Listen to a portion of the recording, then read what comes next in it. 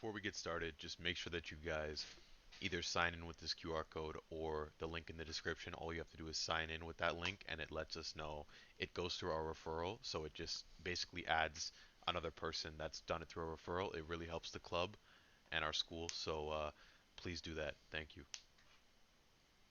Also, guys, just a reminder that the IBM Z online career fairs are going to be coming up soon. We have the dates on screen, and if you're a Western student, it's going to be April 12th. And just know that you need to get your Xplore badge, just the concepts. So, keep doing that, and we hope to see you there. All right, everybody, welcome to the VS Code 1 module of IBM Z Explorer. So today is just going to be setting up VS Code and the uh, open editor extension for Z, which is what we're going to be using throughout all of these modules. So let's get right into it. So first things first, you need to install Node.js and Visual Studio Code. So make sure you install the LTS version because that means long-term support. And if you install a non-LTS version, a lot of other things won't want to be compatible with a version that's not long-term supported. So it's not only good for this, but it's good for everything else. But you do need it for this. Make sure you have a Java environment available. So if you don't, look up, download a JDK and install it, and then you'll be good. And then you can get the links to Node.js and Visual Studio Code, which is the text editor that we're going to be using throughout all of these modules. So make sure you get that, install it. All right, so part two is setting up the Z Open Editor. So once you have Visual Studio Code installed, we're just going to be installing this extension down here at the bottom. So let's go into here, and then if we go to extensions, we can see Z Open Editor.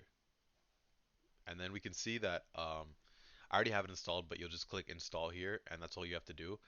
And then you'll notice that this Zowe Explorer will pop up. So open the Zowe Explorer, and then we're going to move on to our next step, which is going to be actually creating a data set, or our our scope of data sets. So we have access to the public ones and access to our data sets associated with our ZID.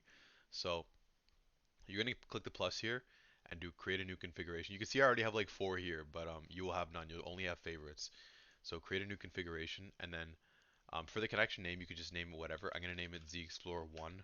Um, yeah, actually, I think they do Z Explorer in the tutorial, so I'll just do that.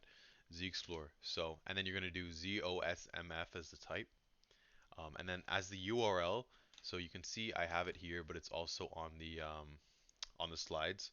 So just copy it. There are two links you can use. Each of them will be the same thing. So just copy the link. I'm just copying right here, and then I go back here, set that as the URL, and then now we're just gonna put our ZID. So if you open up VSC1 on I can't open it up right now because I'll show you guys my password, and I don't think that's a good idea. But if you open up VS Code 1 on Explorer and find IBM ZID, it just looks like this. So it's just 5 numbers with Z at the front. Enter there, and then the password is just going to be the thing right below it. It'll just say password. So for all of these ones, what you're going to do is for this one, you're going to click false. Make sure you click false for this one. And then for all of the other ones, you're just going to press enter, enter, enter all the way till the end. Just leave them all blank. And that's how they have you set it up. So you could look into those later, but for now, we're just going to do that. And you should see that you got a new data set here. So you can see if you open it up, there's nothing in it yet. Well, there is stuff in it. We just can't see it. So we now have to see it. So what we do is head over here, and we're going to do something called a high level query, okay? So we actually have a bunch of data sets in here that we can't see yet. And that's because we haven't queried them. There are just so many, and they just wanted to give you guys a way to sort the data sets out. So what you're going to do is click the search button, and we're going to create a new filter. You shouldn't have any there. I have a bunch there. But so search button, create a new filter, and then enter in your name, your ID, and this is just going to give you your personal data sets that no one else has access to. And then you're going to type ZXP. Okay, and this is going to give you access to a bunch of data sets that everyone on Explorer has access to. They're the ZXplore data sets.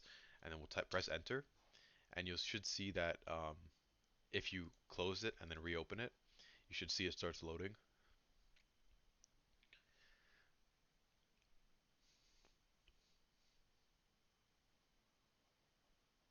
And then, okay.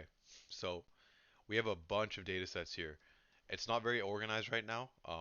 We're going to get into how you can actually organize it in the next one with our files module, but the last step of this module is simply to navigate to zxp.public.jcl, and we're going to submit that JCL. So um, if you don't know what JCL is, it's job control language. There's a module coming up with that. But basically, what this does is it basically just runs. It's sort of like a scripting language, so it tells the mainframe to do something. Um, so we're gonna find our check VSC, which is our module. Check VSC right here. So this is what you guys are looking for, and this is the code. All it is sending out the check, and there's a lot more going on behind the scenes here. But basically, it'll submit and it'll work for everybody. All it's like it's not even checking anything. All it's seeing is that you've actually done it. So if you click the job at the bottom here and we go up, we can see that we get code of 4 zeros, which is what you want. Return code 0 is a good thing, um, and that's what you should hope to see in the future. But yeah, now that we've submitted it, we can head back over to Xplore here, and we can go to the challenge PDF, and all the stuff I did is in this PDF here. I just condense it down into the slides because a lot of it is just getting everything installed. I'm sure a lot of people already have VS Code and Node.js installed, but you can see it's just these slides. And then if we scroll down here, we do challenge complete, check my JCL submission, and then you guys will see it loads up for a second. You earn the points, and then you probably just have to wait a few seconds, and then you can see here we just got it there. So challenge task completed. These black boxes only come up from the JCL, so they will only pop up in the future. These pop up through all the rest of the modules, so they'll only pop up if you've submitted the JCL correctly. So that's the end of VS Code 1. Next video is going to be on files. So yeah.